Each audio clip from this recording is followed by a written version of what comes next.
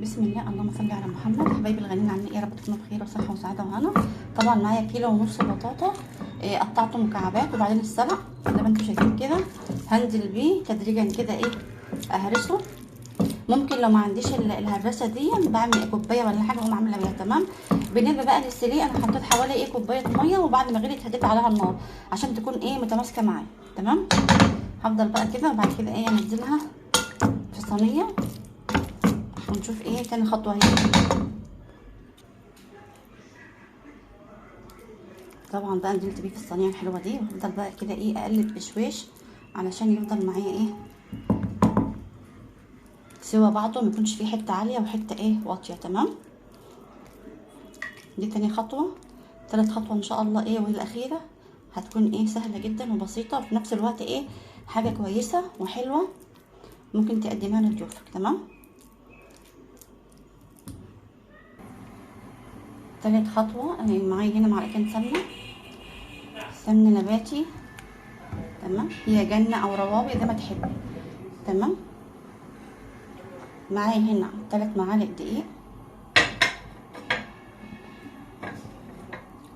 زائد معلقتين نشا كبار. طبعا بقى السكر ده اختياري.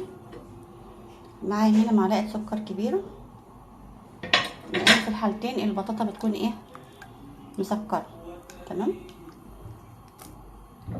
بسم الله.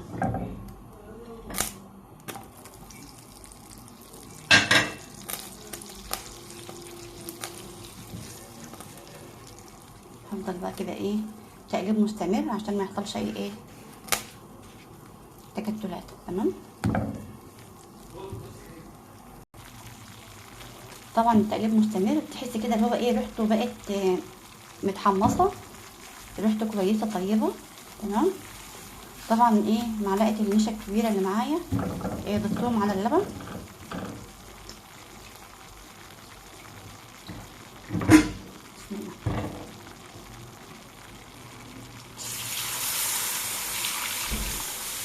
بسم الله.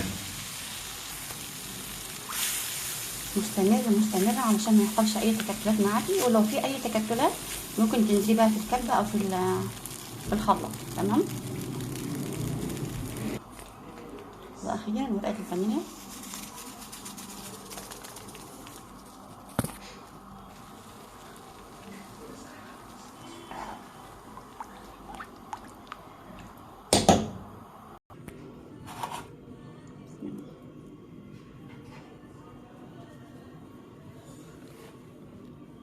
ايه رايكم بقى على الجمال والحلاوه ده؟ ما شاء الله.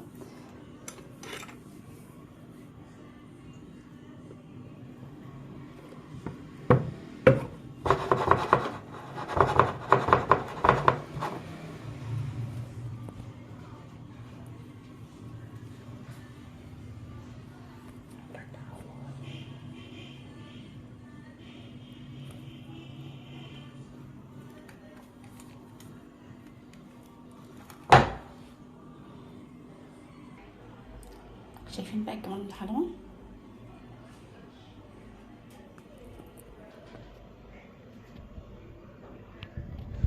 الله. يلا ندوق. بسم الله. شايفين بقى الجمال والحلاوه؟ استني العيال حواليا ومش مش مالكه طبعا، لسه سخنه اصلا. بسم الله. يلا اللي هياخد. الله في قلبك. الف هنا وشفا.